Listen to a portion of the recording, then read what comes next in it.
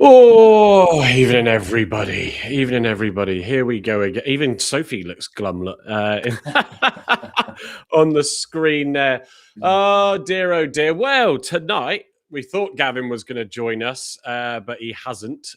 So he's not well at all. So please send love to him as he may or may not be listening. To us tonight. Ironically, he's actually making the bed wet, but with a high temperature, not anything else. Yeah, literally that. Yeah, I'm just retweeting the show as I forgot to do that earlier. Silly me. So yeah, you've just got Carl and I again to join you tonight. There's a few of you in, but Carl, it was a disappointing second half, a disappointing way to end that unbeaten run after Argyle controlled the first half. But yeah, just give us your how are you feeling at the minute before we get right into it? A little, yeah, disappointing, especially after the dominant first half. I thought we were, a few months back we were only playing for one half. Whether that was the first or the second, we kind of turned the corner and actually were putting in, good performances throughout most of the 90 minutes.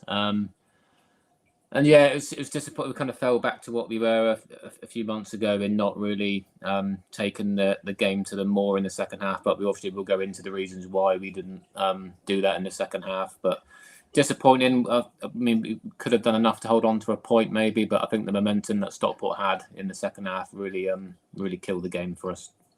Yeah, it did, yeah. And VW Coco, evening to you, saying, please, no more us making the playoffs as we're only 6 points off relegation places, but we will have enough to stay in League One and hopefully build for next season. Well, look, it's just one defeat in a long time since Boxing Day.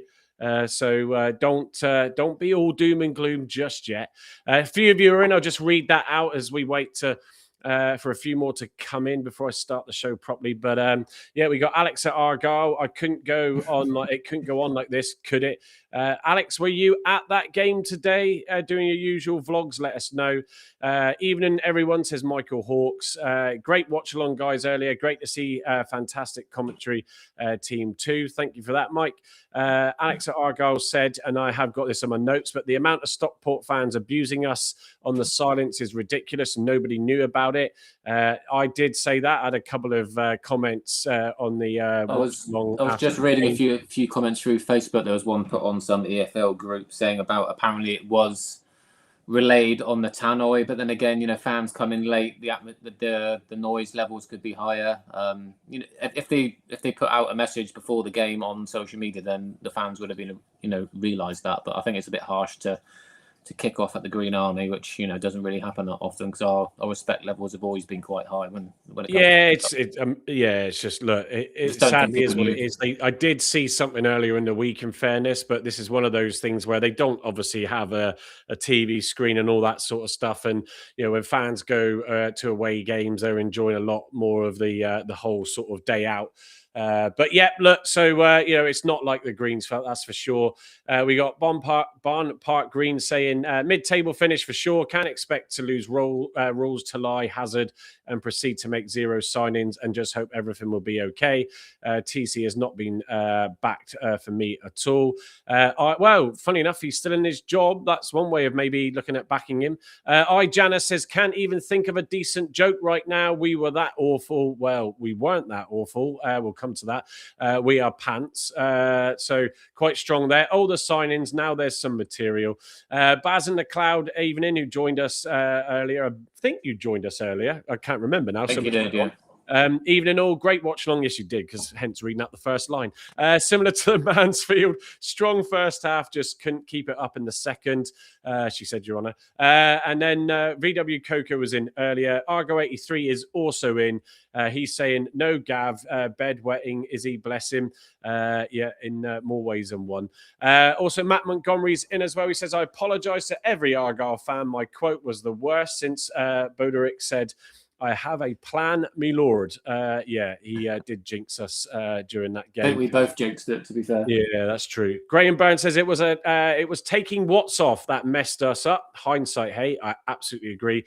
Peter Henwood's also in. He says a game of two halves. We deserved a draw. The second goal was preventable.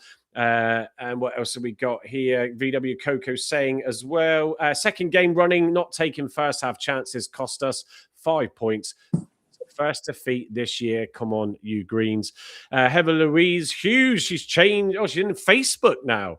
Good evening, she says to everybody. And Terry Alford, we will beat Lincoln 5-0 next week. And Stevie Vaughan's just dropped in as well. So, right, let me just get my little intro up and let's kick things off properly. So it had to end somewhere, or hat, as I put in the title for the Hatters. And at Edgeley Park, it was Stockport County who finally brought Argyle's superb away form, an unbeaten start to 2026 to a halt. Argyle actually started the brighter, and an early goal saw Watt's effort deflect kindly after a beautifully controlled volley from Ross. And for much of the first half, Argyle looked in control, with Stockport appearing out of sorts and short of ideas. Well, the second half began with a change. Watts withdrawn after a first half lapse in discipline and replaced by Amici. Argyle were comfortable early on, happy to sit in, keep their shape and let Stockport have the ball. For a long spell, it worked, frustrating the hosts and limiting clear chances. But the momentum shifted after the substitutes for Stockport. They began to find joy down the left, and a decent cross into the box wasn't dealt with, and Wootton rose to head home the equaliser. Suddenly, the Hatters had belief. 16 minutes later, Argyle switched off again. Wootton was left unmarked in the area and made no mistake, heading in his second to seal all 3 points. 2 soft goals, punished ruthlessly. Argyle offered little going forward in a flat second half, with the early attacking threat fading away. The only late scare came from Dale, whose long-range strike, and it bent and it dipped, crashed against a crossbar. So the 7-game unbeaten run comes to an end. We still remain 14th, but Carl, it was hard. Do you know what? I agree with Graham, and we said this and sort of towards the end, that the Watt situation, he just seemed a bit too fired up, and the ref gave him more leniency, to be fair. He did get subbed as a result at halftime, the right call to make at the end of the day. But it just seemed to unsettle us. And Amici, bless him, just didn't bring anything to that right-hand side. And yeah, that was a bit of a game changer, don't you think, that one? Yeah, I mean, I think we played well in the first half, really well in the first half. A lot of it was down to his intensity and pressing, and we were pressing as a team.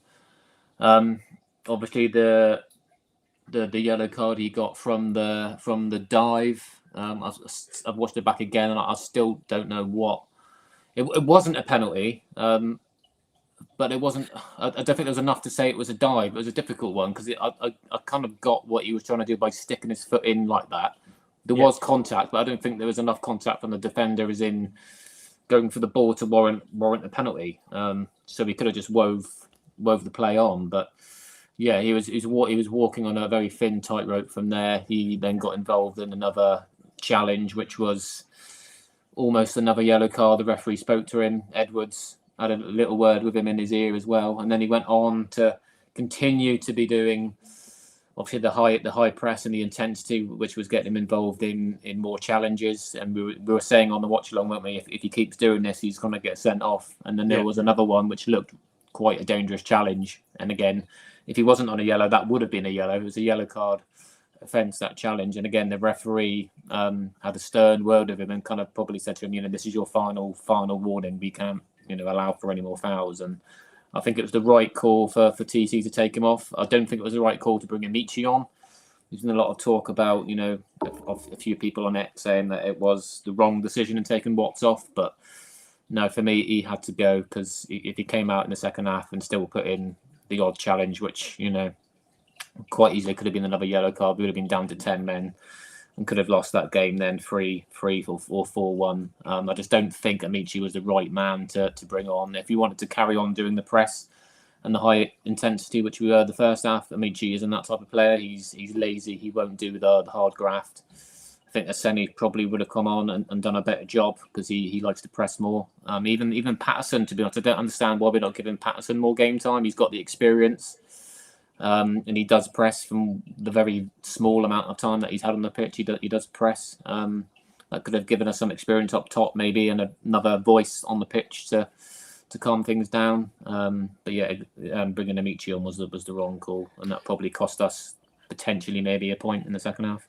Yeah, I think the whole Amici side for me, for most of you all know, I've sort of been a little bit unsure. The jury's still out for me on him.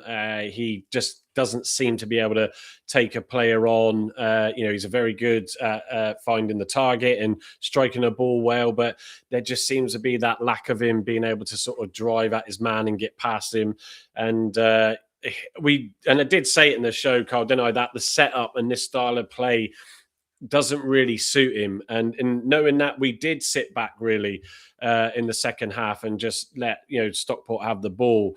Michi then isn't that type of player to then be sort of trying to defend as well. He's not used to that. He just wants to be able to get forward. And I think that was telling at times as well, because it was Argyle's right-hand side, especially with the substitution, and I'm going to try and get his name right, Summersville, whatever he's called, Mother's Silly, sorry. It was just, he changed the game when he came on and he got the ball in the box first. Like cleverly said post-match, they had quality, they had experience, and the know-how of League One. The players coming off the bench, we didn't really have that. Caleb Watts obviously isn't that type of player, which brings me back to the whole Patterson thing. Maybe he would have been more suitable coming on instead of Amici, maybe, and shifting maybe some of the formation. But yeah, I think that was a little bit of a dig maybe at the board or Derek Adams maybe to pull their finger out, which is justified now with only under 48 hours left of the window. And he said at the start of January that he wanted to get his business done quite early. And obviously, we got Curtis in, but that wasn't enough, was it? We still need other positions filled. And I think they've really got to pull their finger out over the next couple of days to bring in a centre-back, a centre midfielder.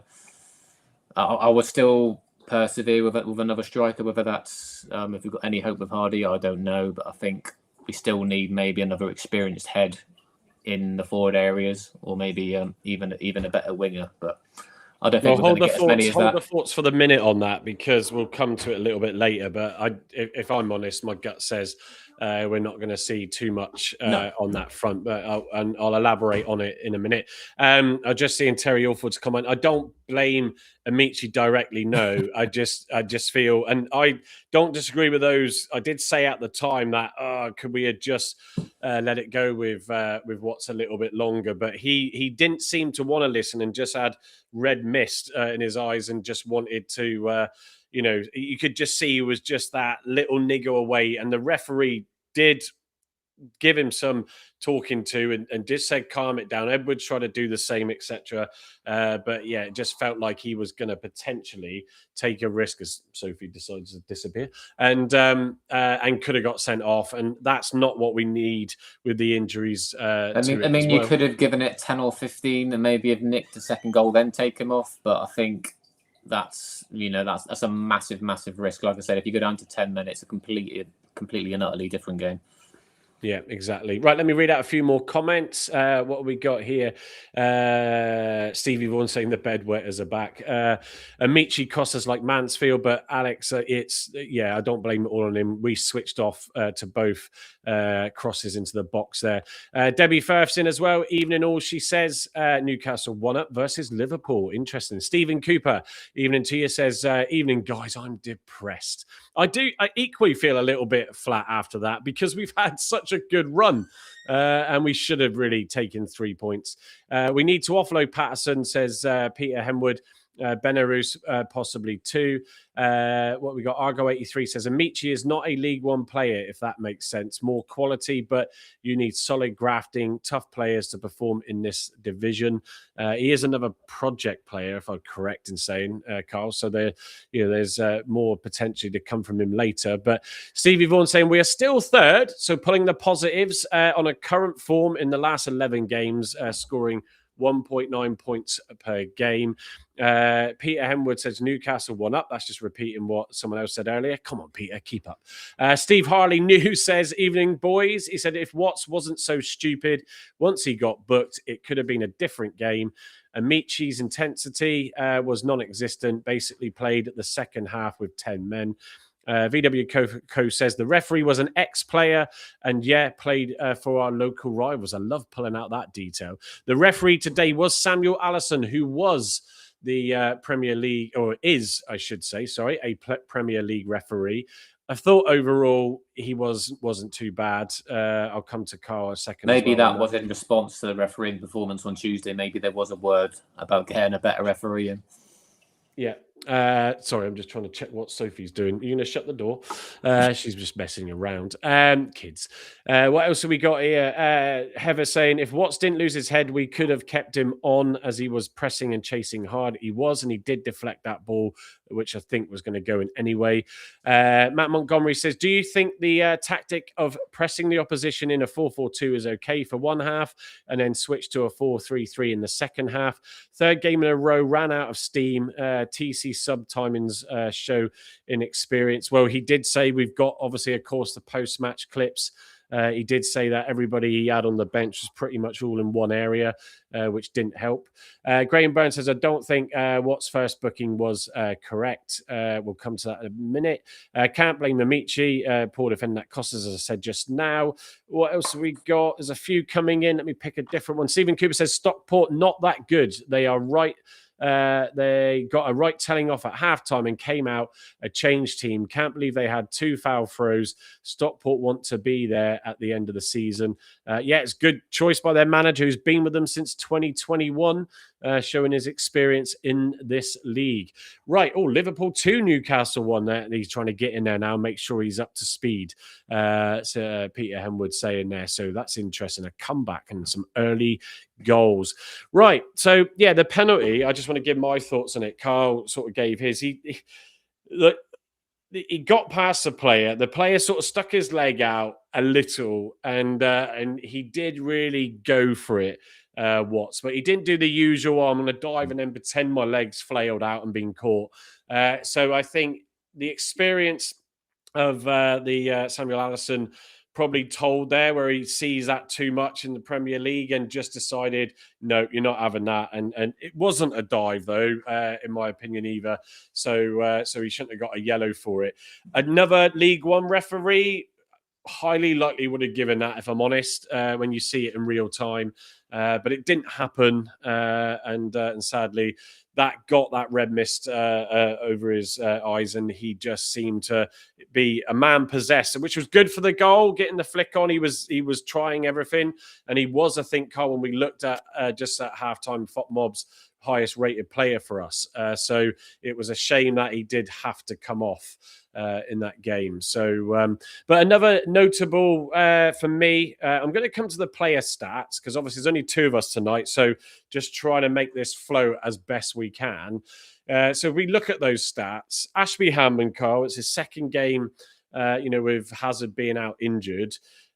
His distribution was certainly more off in the second half than it was the first, which was a shame, really, because he did so well finding Curtis, didn't he, for the first half of the first half. And then it just seemed to go a bit wayward. But overall, I think he didn't have a great deal to do, but generally was pretty good, I felt, all round, was very comfortable. Yeah, again, there's a few piling in on Ashby Hammond. I think it's just getting a bit boring now. Yeah. Even Andy. I thought his distribution was okay first half. He did a couple of decent long balls out towards Curtis, who he found him quite easily with some of the goal kicks, and he did release it early, which Hazard doesn't do.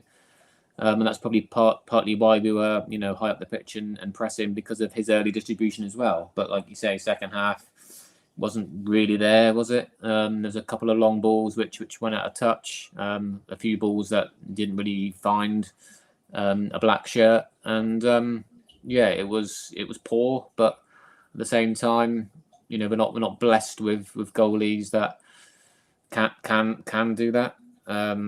And the goals themselves weren't really his fault, especially the first. I don't think he could do much about the second.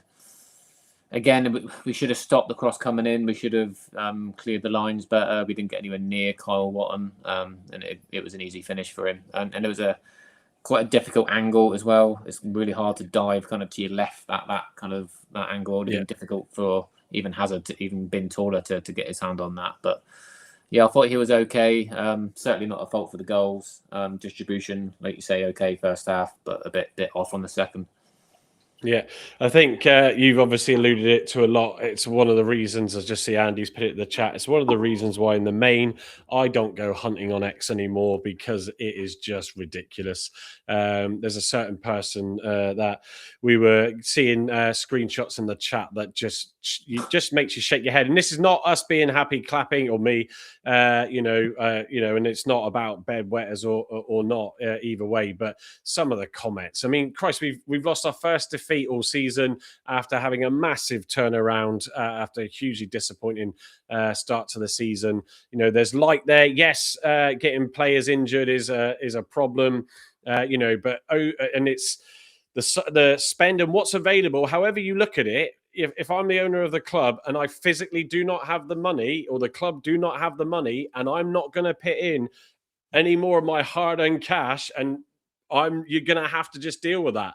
That's the situation you face. It will frustrate everybody. It will frustrate me as well because, we do clearly need some signings. But it's just sometimes I have no problems with anybody who's not happy, but some of the comments that I've seen shared is exactly why I don't go on there anymore. Let's be honest. A few months ago, we were all kind of saying the same thing. 99% of the fan base were unhappy. There was a lot of negativity, even from us, which was justified. But still constructive. I would always say it wasn't abusive. Like some people just take it straight away, tagging chairman, calling him a see you next Tuesday, and it's just so sad, especially after the last couple of months. Our form's been, probably top 2, top 3 form over the last couple of months. And we've had one loss in a game which we didn't play badly in. We were decent first half. A bit off it in the second. Yes, the next home game is going to be another marker to see where we are with Lincoln, because they're absolutely flying this season. So if we can put in another strong performance against Lincoln, hopefully with a couple of extra faces, then yeah, I'm sure today will be forgotten. It's just disappointing in losing the game like we did when we were so good first half. Yeah, no, exactly. So, right, let me bury that. But yeah, if those of you that are still on there, and a lot of you do watch us from there, but yeah, I just don't. Obviously, we do the post and content between Carl and myself for the show, but I've decided to go off to other channels. But to be fair, so busy at the moment anyway with stuff for this and other things with work and family that I don't even get, luckily now, to dive too deep into the social sphere. So Hammond for me, 6.2 for those listening on the podcast post is what he actually scored, but not a huge amount to do. Edwards with a low score of 5.9. He did also pick up a yellow card midway, I think it was in the first half. As Voodoo said, he tried to, not decapitate, because that's the wrong way, but try to take his legs. That was quite a bad challenge. He didn't have the best game overall and got caught out on his side in that second half. Ross with a 7.3, who isn't our star man on screen, as you can see there. But I thought Carl Ross just keeps impressing me every single game. He's just getting better. And I said it last time, but it is again, he's getting better and better with every game. Yeah, like I said in the previous pods, I think, like I said, when Pleggy gets himself fit, I think he's going to have a job to get back in the team, because I think Mitchell and Ross together have got a really, really good partnership, along with Galloway and Edwards. I know Galloway limped off, which was a disappointing end. Hopefully there's nothing serious in that, but then at the same time, that gives Mackenzie now some hope of some game time. But the problem with that is we don't have enough cover down that side if he crops up again. So yeah, we'll see how that one plays out. But Ross, really, really impressive again. Really dominant in the air. Disappointed he didn't get that goal, so just took a nick off Watts, because it was a cracking shot, and I would have loved to see him get another goal again for us, but wasn't to be. He's probably maybe guilty for maybe the second goal, not picking up his man. because not Edwards, Curtis was slightly behind him, so he couldn't really do much putting them off. Maybe he could have been a bit tighter, but that's just me being a bit picky. But no, another solid display along with Curtis, the first half, who's again really impressive. I haven't moved on from the defence yet. Sorry. I'm jumping ahead of myself. Yeah, exactly. Because we're gonna eke this out a little bit with just the two of us. But yeah. So for me, Ross again was superb. Mitchell had an okay game. Again, the defence weren't really overly troubled, but the lapses with the goals and unfortunately should have been dealt with better. Galloway. He did come off in the second half. Looked like he picked up a knock. Let's hope and pray. I know someone referenced Derriford earlier. I think it was Argyle 83. But let's hope and pray he's not got anything more than just a little niggle, and he'll be fine for the Lincoln game. I said in the sort of during the first half that he seemed to be a little bit off the pace. Sorinola was linking up beautifully with Wiradoo. But that's just, Galloway does have these sort of games. We know that, even in his favoured position. So with his 6.7, we'll just see, and hopefully he can make it for the Lincoln match. Now then, Carl, moving on to the midfield. And as was mentioned by, I think it was, let me scroll up, back. Where's he gone? Mr. Telford, where are you? It was about Ibrahim coming back. When we look at the concerns with the midfield, Terry Alford, there we go. Bradley Ibrahim was missed today. I think that's a good sign that he's back in the training pitch. Let's hope that he can be free, maybe even for Lincoln to come on as a substitute, Carl. But yeah, Curtis was the star man for us on 7.6 according to these FOTMob scores. Boateng was quiet in the game, but did a job, to be fair, but again, wasn't massively involved. Wiradoo, like I said, linked up really well at times with Sorinola and got the cross. It was a brilliant bit of play. We have got the highlights of the goals, link up between him and Sorinola to get the ball into the box. But yeah, Curtis again, he was quiet in the Mansfield game a little bit, Carl, but he was really good, certainly in the first half. Yeah, really impressed with him so far. Something that we've really lacked, I think, early on in the season. Someone, a really good out-and-out winger that's got experience, has got pace, has got strength, he's got height. Really impressed. I like his attitude as well. And then another Port Vale fan saying, wait till things start to go wrong. That's when he'll start putting throwing his dummies out the pram. But I'm not really seeing anything of that. Maybe he was just a little bit annoyed at being in a team that were underperforming week in, week out, and probably being played in the wrong position. But now he's in his correct position in a team that's playing well, with confidence. And yeah, he looks a top signing at this level. Let's just hope he can get some form like we saw when he was at Portsmouth, because he gave us some torrid times when we played Pompey, especially at Fratton Park. And yeah, he's really improved us down that side. I think, Carl, the big standout for him, if you look at the situation with and also the corners, his corners and his crossing ability is second to none. And I think that's why we're starting to get really good at that set of pieces now with his deliveries.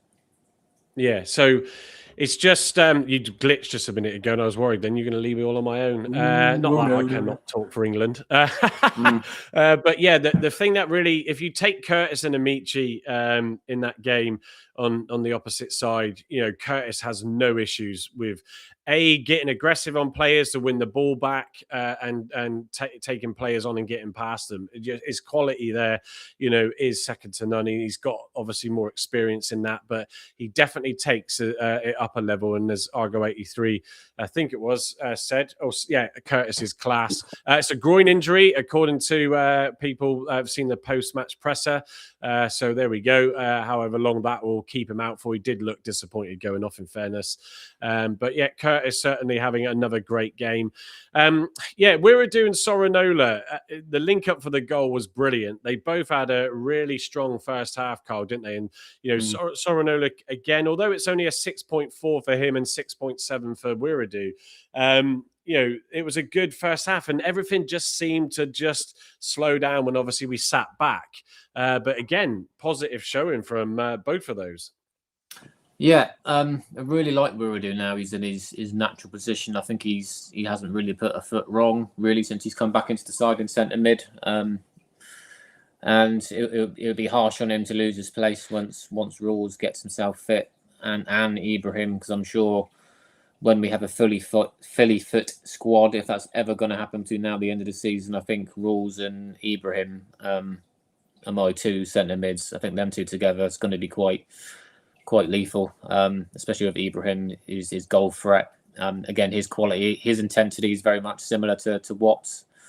I know he's a walking tightrope with his yellow cards as well, which might not help. But yeah, we really miss Ibrahim in that side. I think a game like today, especially, that would have played to his strengths. Sorinola, yeah, again, like most of them in the first half, they were quite good. I think the scores probably reflecting the second half performances. That's why they're a little bit down. But yeah, I thought Sorinola did okay. The only disappointing thing was a few of his crosses didn't beat the first man, but that's nothing unusual with Sorinola. Did the hard work where it was needed and pressed when he had to, but yeah, just final ball was a little bit poor. Going back to Galloway, if he's now injured with his groin, which doesn't sound great, I'm guessing Sorinola will be our left back potentially. I mean, Mackenzie's not going to come straight back in and play 90 minutes, is he? Well, he's going to have to now. He might have to, but obviously now with Sorinola as backup, so that might mean then we've got Dale back on the left-hand side potentially. But yeah, it'd be interesting to see what extent Galloway's injury is, because he potentially could be out now for a week or two. Yeah, we'll come on to the subs as well in a minute after we go through the starting 11. So up front then was Watts and Peppel. You can see Watts, even though he was subbed off at half-time with 7.2 holding there. It was just like we've touched upon it, just a little bit of ill discipline. He's obviously been out for a while. He's trying to get back into the games. I said as the game sort of started to unfold that, hopefully we'll see him. Sorinola's banned for 2, isn't he? Sorry. Is what? Oh, yeah, good. Yeah, thank you, Argo83. Yeah, Sorinola is banned now because he picked up his 10th yellow. But yeah, for me, Watts wanted to get back into game. He wanted to have an impact more than he probably really was able to do in the Mansfield game. He's still settling back in after a long spell out. But yeah, sadly, he did have to get subbed. And Peppel, he's got a score of 6.3 there. It's not great. And in the second half, he didn't have an awful lot to do because there was nothing going forward. But he did not the pin and spin so much as Aaron beautifully described it as we showed that clip on Thursday. But he was holding the ball up well. He was calm. He was laying it off all in that first half, creating chances. And he seems to just be growing and growing in that as well. And I think, for me, again, it's a positive result for Peppel this game. He'll just be disappointed he didn't get really any decent chances himself, Carl. Yeah, I thought he did okay. Again, like most of them, like we said, first half, he put his body on the line. He was holding the ball up well when he could, pressing when he could. But obviously, everyone fell off second half, and he didn't really see much of the ball at all, really, in the second half, which was a shame. But he did nothing wrong. He did what he could in that game, and yeah, there's no way I would drop him for the next game. Obviously, Tulai hopefully will be back for Lincoln. That's probably why we didn't play him today. Maybe just giving him another week. It's not worth playing with a dead leg, that's for sure, and doing more damage. So I think Tulai hopefully back on Saturday with Peppel, and hopefully we'll get to see them to start to form a good partnership. Yeah, I think sorry, I was just typing something out. Let me go to the comments. I'll go through the subs and afterwards. Ben Bennett is in. Evening to you, Ben. Evening all. So frustrating today. It certainly was. Michael Eddy, evening to you. Shouldn't have brought Watts on for off for Amici, although he was booked. Watts keeps us higher up the pitch. That's a point I was coming to, but it probably was right, Mike, because he was being very reckless if you weren't watching the game. Watts keeps us higher up the pitch with his pressing, but Amici just looks idle. Yeah, exactly what we've alluded to, and slow. No press or energy. Even if he does have good technique, we need workhorses up there to keep us higher up the pitch. It was a bit Oh my God, his name is just literally left my head, so I'll move on from that. But yeah, it was someone else who had all the flair and jazz, a bit more than him, that joined us and didn't muster too much and went off to join Schumacher, I think. Carl, help me out. What's his name again? Thank you. Yeah, Sissoko. He for me, struggled to take players on, but obviously he could hit a good shot at goal. So very reminiscent of that. Argyle 83 saying he can take the grapes into Galloway now he's got 2 games off. Sorinola. Yeah, it's going to be a loss, that's for sure. Mark is in as well. Evening to you, Mark. Excited to see more of Dale again. A fantastic potential there. And goals, I think. I have been a fan of Dale even when we were going through that tough spell, and that strike today. Oh, it would have been lovely if that had gone in. What else have we got in the comments? Stephen Cooper, I can see Curtis being a good captain soon. Replied to Argo 83. Also, Matt Montgomery saying Notts County. They have save a solid midfield who have always used the ball well and was a goal assist machine for Longstaff. Jacob Jones may be worth a look at in the window. Right, let me just have a go through on the subs that came on. So as we've already touched upon Amici for Watts. We also had Jack McKenzie come on for Galloway when he went off injured. And Owen Dale coming on as well. I'm just trying to remember who went off for him. It was Sorinola. Carl, so McKenzie, he looks a bit of a brick outhouse, doesn't he? We sort of commented on his physique. It was good to see him finally, folks. The guy does exist, and how important with Galloway going off could it be that McKenzie now starts to get some minutes, because he might have to be used, like I said, earlier than planned. Yes, because I completely forgot about Sorinola's yellow, so he's going to be out. I was probably thinking more long term if Galloway's out for a few more weeks or whatever, but yeah, I thought, look, obviously on your monitor and obviously the camera angle as well, he just looked like he was a unit. Maybe because we haven't seen him play yet, but he looked quite strong, physical. Looked like he's got a bit of pace as well. Hard to judge in that second half, really, but it's great to see him on the pitch. Because obviously when he came to us in the summer, we got glowing reviews from the Aberdeen fans saying he's a decent player. So, it'll be interesting to see what we can get out of him in the coming weeks. But by the looks of it, he's probably going to have to start the Lincoln game. And then maybe we'll have to do something second half, because I don't think we should throw him into the deep end for a full 90. But if he's fit enough and he's obviously going well in training, then we might have to. But, yeah, great to see him out there finally. Yeah, he did all right. You could see the odd occasion where he just was off the pace a little bit as his body starts getting back into the swing of things. But yes, look, it's another player back. But Terry Alford reminding us of Ibrahim. We discussed him briefly on Thursday. It's I'm excited actually to sort of see him come back in and can't wait. Rules is definitely missed. You can see that, and just maintaining that discipline throughout. And I mean, same goes for Dale in a way. So I think he got a lot of maybe unjust hate and comments, even probably from me. I didn't really rate him, but that was in a side that was struggling. That was when he's playing a lot of games in that poor side when we were losing and all the negativity, and now he's coming into a more positive, forward-thinking team. And when he came off the bench, he looked really, really good. He looked good on the ball, trying to put others into play. And that shot, I think if he was another yard or two back that would have dipped just in under the crossbar. But yeah, cracking shot, that one. Yeah, it was two. Who else was it who hit the bar, rattled the bar for us in the first half? Was it Boateng? There was another one that rattled the bar, I think it was, for us in the first half. But anyway, Werribee went close. Ross hit the crossbar with a corner. Right, okay, yeah. Well, so twice in that game. They must be short at Stockport, those goals. Emma, evening to you. Emma, she says, Wes Harding from Millwall, centre-back coming to us apparently. Where's your source, Emma? Come on, you know what we say in the WhatsApp group.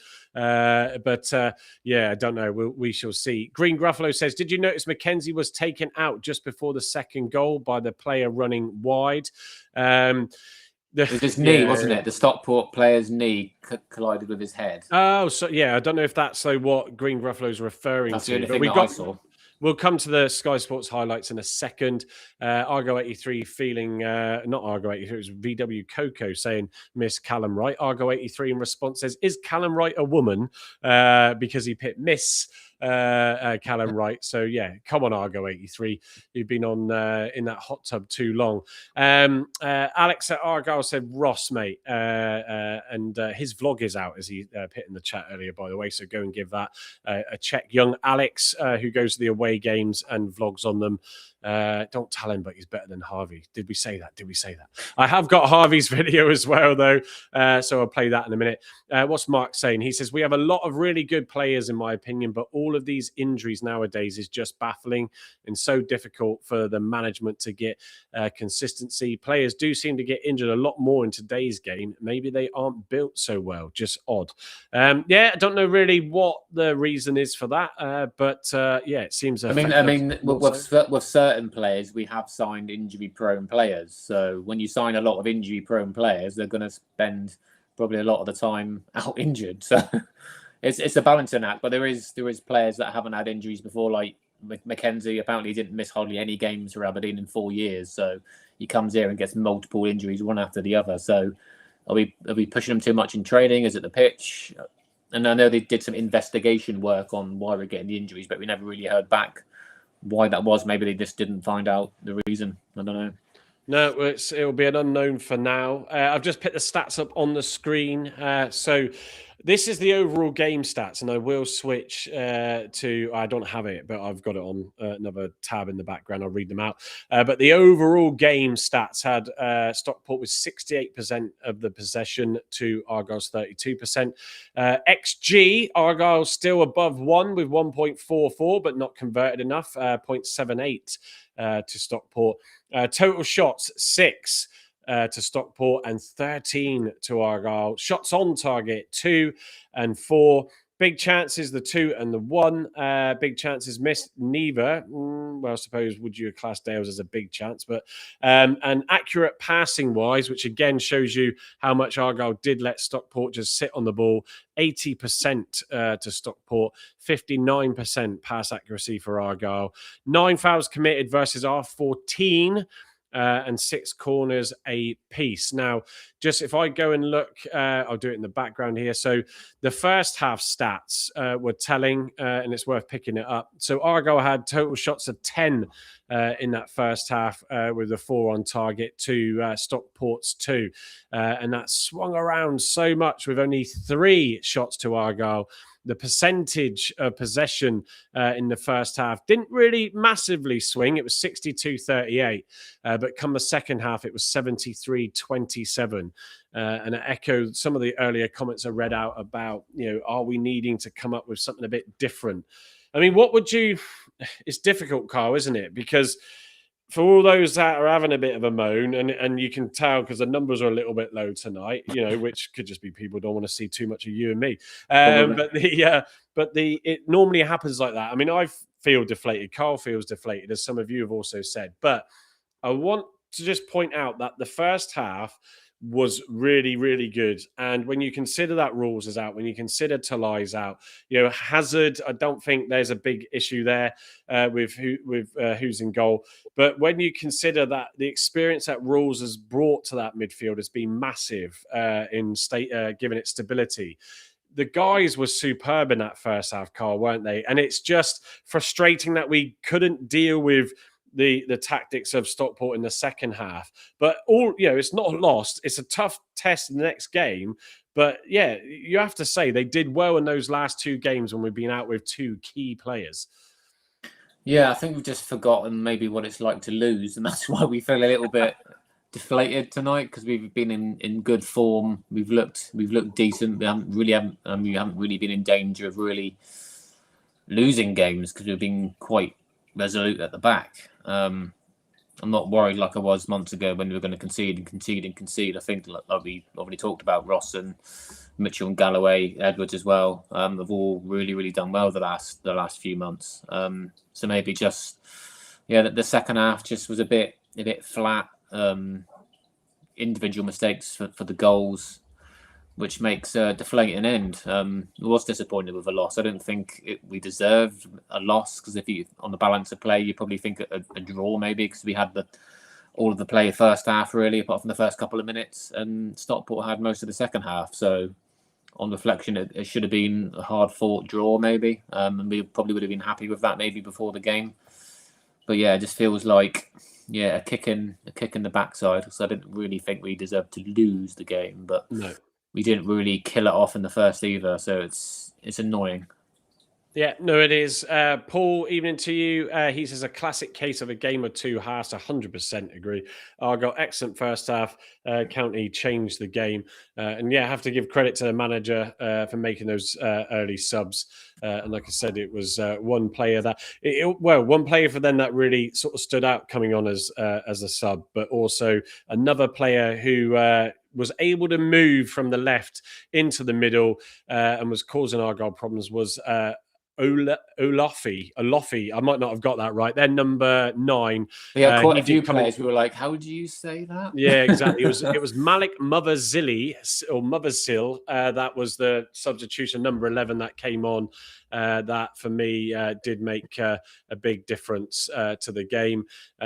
So let me just go back to my other screen. What else have we got? Jack Smith, evening, saying Argyle News Hub has posted that we have agreed a loan deal for Wes Harding, and he's right below you. Look, Finley, evening everyone. A bit late on tonight because he was too busy getting his post out. So I did just pull Wes Harding up on FOTMob. I'm guessing it's the Millwall player. Yes. Yeah. So his primary position is right back. What is he? 181 centimeters tall, 29 years old. Preferred foot is right. Jamaica of his country. What we got here is stats: 0 goals, 0 assists. Started 2 games, 8 matches. Minutes played 201. A 5.5 rating. Can we return him? Do we keep the receipts? Those stats don't sound brilliant, do they, Carl? He hasn't played a lot this season, but 29. Neither had Curtis, though, had he? Well, no, I'm just saying he hasn't. But yeah, 29 is a good age. He's got experience. I think he played a lot of games for, who was it again? Let me share this screen. 2 seconds. Rotherham. Played 127 games for Rotherham, I presume mostly in League One. So he'd bring experience at this level.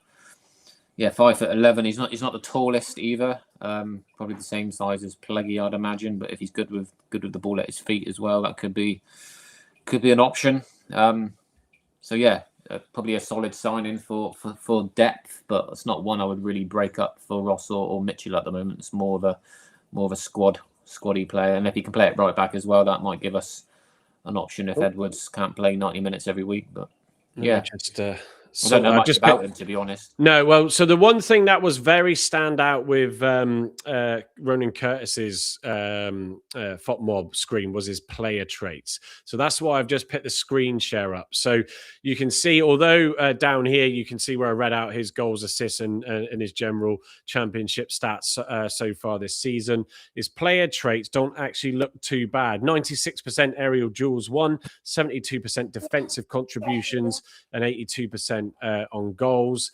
Let's have a look. Senior career, Millwall, 45 games, 4 goals, been there since 23. Rotherham United before that for 3 years, 140 games, 2 goals.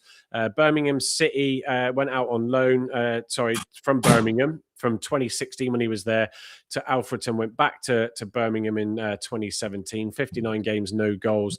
But yeah, if you look at his player traits, for someone who's defensive, it's not too bad. But for someone that's just under 6 foot, 96 aerial duels is really, really impressive. So it's not about how tall you are; it's about how high you can leap.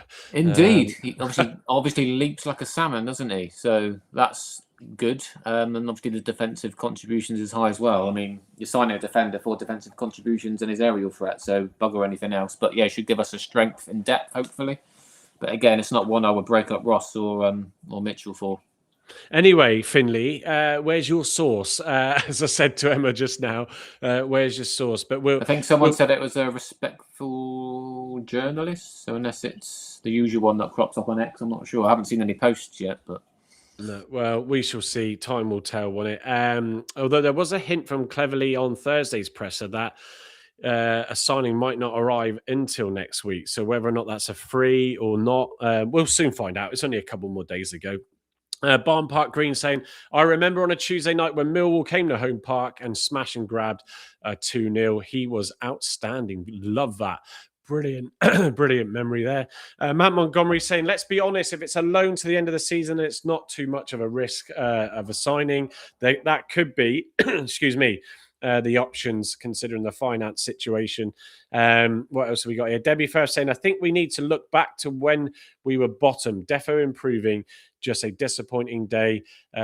Focus on the next game. Yeah, which is even more worrying. Debbie. But yeah, no, we'll come to that in a minute. Right then, let's get into some videos, me lovers. So let's go and play the goals.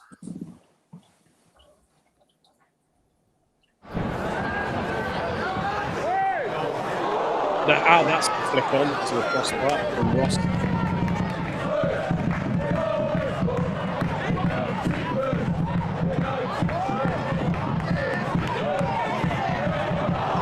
That was their best effort in the first half.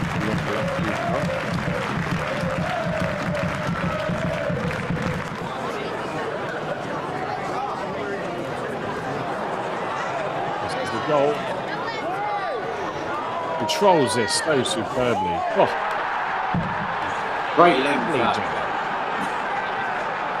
There was that link-up play with Storinola and Wiradoo that created that throw. Brilliant. Well, there we go. The ball goes away and you think it's gone to nothing. I started to relax thinking we'll actually deal with this. And no Schooner. Edward got on there big time. He just ran past 3 or 4 Argyle players.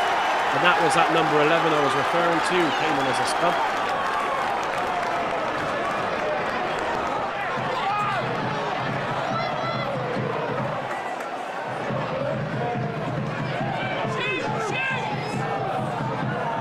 Then Argyle don't clear their lines properly, and that was Mackenzie as well with that kick. I mean, Ross was in the middle of the box. Not marking anybody. Curtis tries to get up onto Wotton and doesn't, and he's left her on his own. It's really poor defending. Here comes the Dale shot.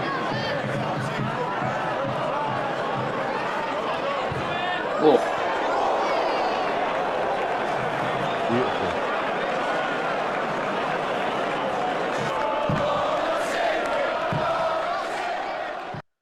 There we go. We won't sing it anymore after that. That's for sure. Yeah, Andrew T saying Edwards was poor. Again, as soon as he got that yellow in the first half, he was a bit more nervous. But again, I think he felt maybe a little bit exposed with what's having to go off. And I'm not meaning that to pick on Amici permanently throughout the show, but yeah, not good. Stevie Vaughan saying, Will Scott, Millwall sports reporter, reporting it. Nikki also saying it was from William Scott, all on the hashtag now. Matt Montgomery, let's be honest, if it's a loan to the end of the season, it's not too much of a risk. I read that one out just now. So, yeah, I tell you what, let's go straight into the post-match interviews. Starting, who shall I go for? Let's go for Ross. Matthias, frustrating in the end this afternoon. How are you and the lads feeling? Yeah, I should say frustrating one. Yeah, obviously it's disappointing the way it ended. I think during the game we did many good things, especially first half. We played on a really high level, I thought. Then second half, I had the feeling in the pitch we got a little bit passive, struggled a bit more, had to defend way more. So yeah, obviously, as you say, in the end it's frustrating, yeah. Matthias, frustrating in the end. Too busy doing something else. Let me move back to Tom. Yeah, I mean, my feeling is I'm proud of the players. You know, I thought first half outstanding. Second half, yes, we were on the back foot, but we've come to a team that are a top class team for this level. You know, the players that they brought into the game were a high caliber of player, and with the injuries and we've had we're thin. So yes, I've got good quality on the bench, but it's all in one area. It's wide in the pitch and at the top of the pitch. So I really needed to look round today and see a defender or see a midfielder to try and strengthen us in that area of the pitch. Big ask for young Caleb Roberts. But listen, I thought first half we were excellent, and if anything, to direct to us as a team at the minute is we're not being clinical enough in those long periods of domination. We're not taking the game out of sight, and that's what we need to. Yeah, I think just before I go, I've got Harvey's next, but one of the things I want to pick up on what he just said there is he said about Caleb Roberts. Well, there's two things really. One, it sounds like he was having a dig about the quality that they've got that they can bring on the bench, and obviously we're suffering with that. So he's probably feeling it a little bit that he doesn't want the situation to slip out of our hands. But Caleb Roberts, I mean, Cleverley was young as well at United. Sometimes Carl, you just got to try and take a punt and trust the lad and get him in, unless he's not showing something in training. Use someone. If everything's the right side and up front, well, then mix it up. You've got the options. Yeah, true. I just don't think, again, we keep saying this is probably not the game for Caleb Roberts, but if he's good enough to be on the bench, just give the lad a go, or just bloody loan him out. If we get another midfielder in before Monday, then give him a loan, because otherwise he's just going to be sat around until the end of the season doing sweet, I think, because he won't get much bench time, will he? So it's just a waste, and I think we're a bit guilty of that with some of the youngsters. We're not really sending them out on loan quick enough to develop like we did with Adam Randall when we sent him to Torquay. We did that quite early on, and he reaped the rewards from that. I think we've wasted Asaka's potential talent. We had so much about him coming up through the ranks, and then he comes in and looks okay, and then he comes out of the team and then doesn't play for a while, and then we get promotion to the Championship, and he's thrown into the Championship maybe a bit too early, so we've kind of damaged him there a little bit. Then we sent him out on loan to Bristol Rovers, which he didn't really get a game time there. Hatchie, we've loaned out, brought back, not used. Are we going to loan him back out? I think we have, haven't we now? Joe Hatch? I think so, yeah. And he was in that the Greens. He was the one that Cleverley talked about the most. You could hear players' names. Yeah, I know. And then the same with Caleb Roberts. He's most of these players are going to be approaching 20 in a minute and not really getting game time, so they need to be loaned out. But at the same time, we need to have that strength and depth and quality to allow the younger lads to go out on loan. So yeah, I'm presuming he was there today just in case Rudu or Boateng picked up a knock, but. Yeah, I wouldn't hesitate throwing him in, but when you haven't got anybody else, you haven't got really much of an option, have you? No, right, let's get Harvey's full-time thoughts, so let's roll that VT. Right up, so that's full-time, Stockport County 2, Plymouth Argyle 1, and we leave the game empty-handed. It's very much a game of two halves. I think that first half we dominated, and we could have easily put ourselves 2 or 3 goals clear and put the game to bed as we could have in many games. And many games we've been cut short by winning 1-0, but Stockport had that second half, and Kyle Wooten, their striker, has gone on to score 2 and give them all 3 points. They're going to be in with a shout of going up this year, so I wish them the best of luck. Still got 3 points against them. And there's still only 2 losses in the past 10. As we move on now, we regroup and we go again. We still got injuries, we still got players out. It's not the end of the world, but it is frustrating. I'll see you in the next one. Yeah, it's not the end of the world. Matt Montgomery saying exactly. Tegan Finn should be loaned out. Sure, Robbie Savage would take him, and TC likely played against him. Steve Argyle 94. Don't recognise that name, so welcome to the show if you are new to it, or even just commenting for the first time. But yes, I don't disagree with this. Cleverley has absolutely killed Roberts' confidence.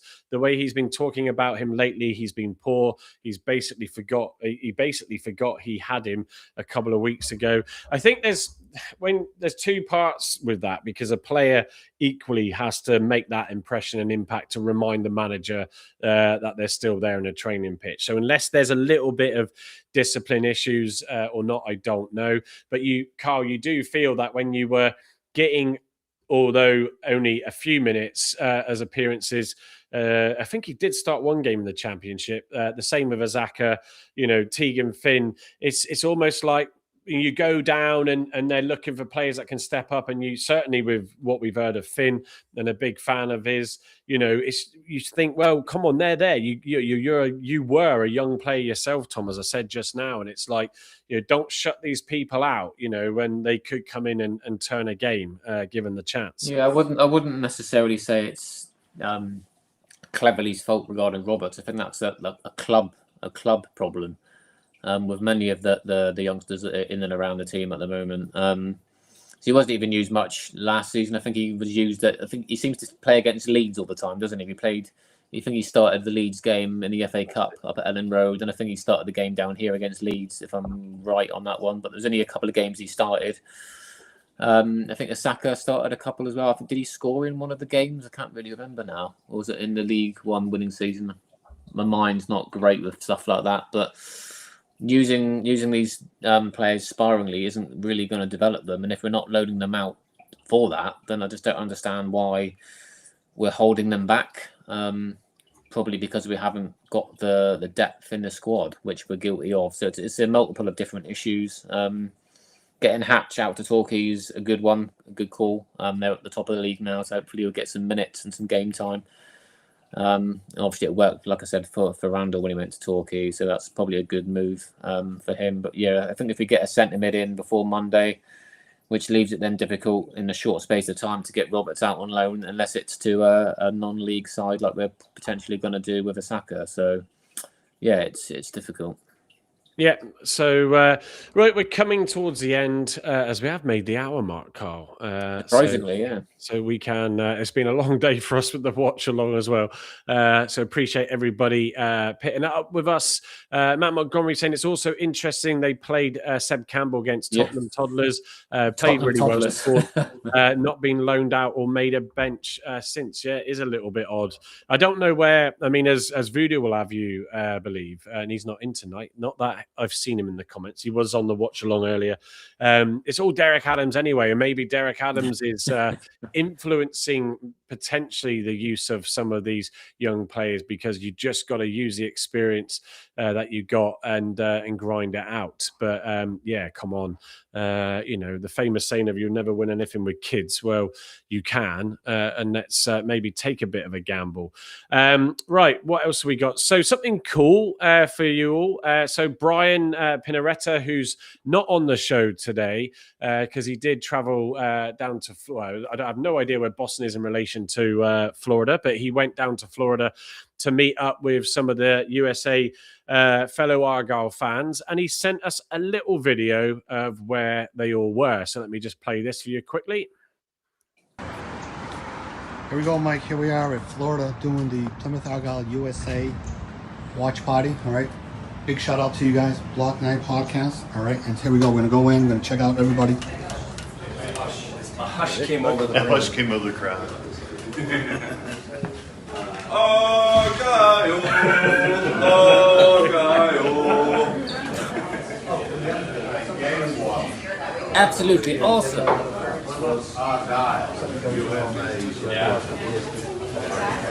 There you go. So look at that. Thank you for sending that in to us, Brian. It just gives you a bit of a snippet, as we want to bring you obviously more Argyle content, and you can see some of the meetups. If you don't follow the usual Argyle USA accounts, there's also a Canadian one.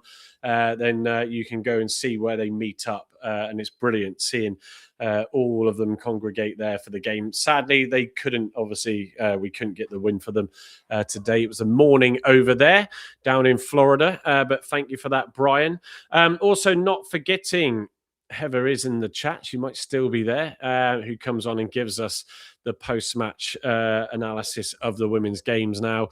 It's Burnley tomorrow, and it is at 2:00 at Home Park in the Women's National League. So if you are going to that 2:00 kickoff, I can't remember, Carl, is it pay on the day, or do you have to get a ticket in advance? Pass on that one, mate. Pass. Yeah, I haven't caught up in the ladies' chat, so I'm not sure. No, Nick Tomlinson, I was speaking to him earlier, and he thinks it was pay on the gate. They've got a couple of flags and that as well that PFC displays have done for that. So yeah, that is tomorrow. If you can make it, the weather's not looking great, I have to say. So, but that pitch will be fine. So hopefully they'll get their game underway for sure. So fingers crossed to them and good luck for that. Mark saying 66 yellows and 4 reds. We are top of the league. Must be to do with the refs. Yeah, you can't blame them all the time, can you? What's happened to defender Matt Stevens? I have no idea. Carl, any thoughts? Who the hell's Matt Stevens? Well, that's what I was trying to think of. So we'll move on from that. Anybody? Who's our young centre back that was out injured? I don't know. Without looking God. on, Name's the gone squad blank. list. We had a Stevens who was in our youth setup who plays for Southampton, but don't know. We'll move on from that one. And Matt will probably jump in a second in the comments. Matt saying Jack Stevens, as you mean? That he used to play for us. Yeah, maybe it's that. Matt also saying, well done, Mike and Carl, done a sterling job with the double podcast. Yeah, I'm certainly feeling it now, that's for sure. Standing Jack on the Matthews, that's the badger. Jack he was Matthews. injured. Well done, Alex. There he is, the young lad pitting us all straight with our knowledge. Thank you for that, Alex. So, yeah, time to come around to final thoughts. It is Lincoln next up on Saturday at Home Park. And I think it'll be great if Talai is back for that. I don't know if it will be. It was 3 weeks for rules, wasn't it? So it might be a little bit too early. Too early for rules. I think we need Talai back because don't forget it'll be the return of Sonny Bradley. So we need a bit of strength and a bit of nous up top. So I mean potentially Pepper could do a job on Bradley, but Bradley's obviously a top centre half, isn't he? So. Yeah, Andy, as Mark has pit, you do have a pulse, Andy. He's out tonight, so couldn't quite make it. Had a funeral today. All the team need to do, Andy does say, is make sure that they just keep talking. They just need to keep winning, Andy. Just keep winning. Come on, get back into it. But no, let's not all take this as a downer. It's disappointing. Carl hit the nail on the head. After having such a good run of form, it is disappointing. But there's still some good signs out there. The other worrying thing, actually, Carl, we picked up on this on the watch along, is the games in hand. So let me just quickly actually summarize the table before we do final thoughts. So Stockport, I think, stayed fourth, I think, with that result on 52 points now. We sit 14th. Reading obviously won today, and they went up to 10th with Wickham getting a draw.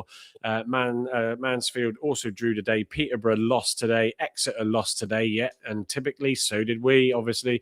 So they sit just above us on goal difference still, as we're there in 14th place. But it's the teams around, and it's Barnsley on 25 games played. So a 4 game in hand over us. Exeter also have a game in hand. Mansfield with 2 games in hand, and Reading with a game in hand as well. So, yeah, it's going to be interesting. And as VW Coco said earlier in the show, it's not far off still of that relegation zone with 6 points in it. So, you know, it will start to eke out, and it will start to get nervous even in that middle of the table in a minute. So, right then, as Mark says, I don't think Mike knows what we're talking about, Andy. Young lust. Oh, fair enough then. But I thought I would just remind everybody why Andy wasn't in the show either tonight.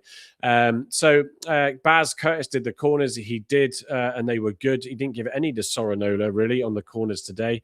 So can you blame him? No, well, no. But then he has improved his crosses into the box. But he did make some poor ones, in fairness, today. But as I remind you all, he set up that ball and he won it well to feed Wiradoo to create the goal. Stephen Cooper, Ryan Lowe looks like he will be leaving Wigan. What a calamity that would be. Calamity, God. Dear, oh dear. Where is it that pits them now? 19th, isn't it? Port Vale did get their win today as well. So that's what they've won. Lost 2 and won 2 in the last 4 games for them. Another, Alex. Jesus, we're just about to log off now. Hi there, Jen. Shady, what time do you call this? Yeah. Be sending you for detention. Debbie Firth says, thanks for the 2 great watch-alongs, guys. Yeah, thank you, Debbie, as well for your support. And just reminds me, actually, so yes, we have got Debbie, who's a sponsor on our Patreon. You can, that side, you can see it there to the left of my shoulder as you look at me. Yeah. So you can go and register on there, as well as we've also got Mike, the Reading fan, and also Stevie Watson, who have subscribed. So please go check that out. And if you can do that, it's always appreciated. I am working on something for the watch along. I did show it earlier. Where I'm going to try and aim to get some overlays working so we can see the scores, and also a vidi print ticker for those of us that are old enough and enjoyed the old CFAX teletext scores coming in. I've got something working there, but I've just got to work out if I can find a provider without it costing too much that can make that happen. But the code is all done. It's set up to display it. And what we're looking to do is potentially for home games is see if I can schedule the stream to start on its own, or find a way that I can do it when I'm at the ground on my mobile, and actually have the overlays on with the chat window for you all. Because those of you that can't make the game, that might want to sit in and chat to others that enjoy the show as well while the game is going on, maybe we can make that happen for you as well. So, Carl, final thoughts then to sign us off tonight? Yeah, just like I think most of us probably been a little bit deflated after that one, after the strong start. But I'm over it now. Move on. No point in looking back. It's done. Let's just hope Simon does reach a little bit deeper into those pockets. But by the sounds of it, we've got a loan coming in from Millwall, so that sounds positive. A bit of experience, a bit of depth there. We still need a midfielder. I presume there's still another loan spot available, is there? I think they've only got three loans now. Four loans no now? idea. Can't remember. I should have done some notes Someone on will that. tell us. Yeah. But yeah, we need another rules type of centre mid, and like I said, if we can tempt Hardy, which might be difficult to do that now, but at least show some ambition to try and bring him back. So I think that could be a good move. I think him and Talai up top could be very, very threatening, but I just can't see it happening personally. But if we go for it, then fair play. But yeah, the board need to back TC in the next 48 hours, because if we drop down with any more injuries, we're going to be really, really thin. And I don't want us to undo all the hard work we've done the last couple of months, because things are starting to click now. I just think we need a few extra bodies to keep kind of the upward trajectory. I don't think, obviously before the game, I thought playoffs may be reachable. But it's got to be a tough ask. We need to be on some decent form to get there. But if we finish, 10th, 12th mid-table, I'll be happy with that, especially with the start of the season. If we didn't have the bad start, then things might be different. But I think for his first season in charge, I think Cleverley's done okay. He just needs a little bit of help, doesn't he? Carl, we didn't need you to fill anymore, but thanks for that. I did. There's one thing I forgot to do, which is why I removed my background. For those that were watching earlier and those that have seen my social channels, the most random thing, this is quite funny, but the most random thing happened today where, for those of you that may have heard me say, my son's massively into aviation. I find it really interesting as well, especially from an engineering point of view. And so we went down to Bogey Nights down at Devonport because they posted on their social account that they had a load of aviation parts come in.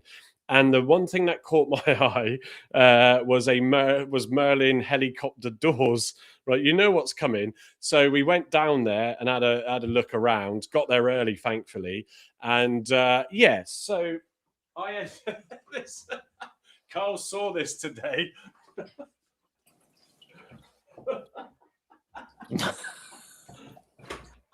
So yeah, don't ask, folks. I bought a helicopter door. A bit random. As you do when you head out in the morning, just buy helicopter doors. Yeah, well, I mean, I've had worse Saturdays. It's in mint condition. It has seen service. I did post on my my threads. I don't think I put it on X because I said you're not on there as much, but on Threads, Instagram, and Blue Sky. So it's pretty cool. We just got to work out what we're going to do with it and where we're going to put it. But it's quite cool. Carl saw it when he was round earlier, and I bought another thing as well, which is a rangefinder. Honestly, folks, don't ask. It's as Andy says, Mike belongs to the Rotary Club. But yeah, I thought it's green, obviously, of course, because it's military green. So it works with Carl's retro top there. Well, it's not as retro, but it's an old one. It's actually one that Luke Summerfield sent to me. Oh, it's nice! A shirt that he wore. So it's quite a nice shirt. Pristine condition as well. He was wearing his Sunday Independent one earlier, and I told him to change it just before the show. So, but yeah, Matt Montgomery saying recommend the Harrow Beard weekend in Yeovilton in August, Mike. Yeah, we did also do Riat last summer, which was incredible as well. So, how much did that set you back? Says Ben Collins. A divorce. No, well, it's the wife's fault because she showed us the video. Let's just say it was just a little bit over 100 quid. So, moving on. I don't think that's bad, to be fair, for something like that. It's just, it's cool. Who else has a Merlin helicopter door? Yeah. But anyway, so final thoughts from me. Look, it is what it is. It was going to end at some stage. The run, we've enjoyed it for a decent time. And I'm not losing it, Stephen Cooper, no. Look, let's see what we do against Lincoln. That's going to be a really big test at home with the run of form that they've had. I think they drew today. So let's see what that comes to us on things. Other than that, really appreciate everybody that's joined us earlier and tonight. Yep. And he was shown the door. Look, we look forward to seeing you. We'll be back Thursday. I know, Andrew T, you asked about Monday night's transfer thing. I can't expect we'll have too much. And I think we'll need a break anyway. So we'll pick it all up on Thursday. Other than that, Carl, thanks for today. You should see Andy and Carl back on Thursday and Saturday. Just before you log off, a comment from Kerno85 about the Cornish Association. Is it Tom Cleverley and who else is going down with Tom Cleverley? Nance, isn't it? At St Dennis on the 3rd of February. Yeah, so if you are down that way and get to that, then yes, it's good. And thank you for coming in, Kerno, as well, and dropping that comment in. So, right, that is it then, folks. We'll see you on Thursday. Thanks again. And all those listening on the podcast, thank you for listening.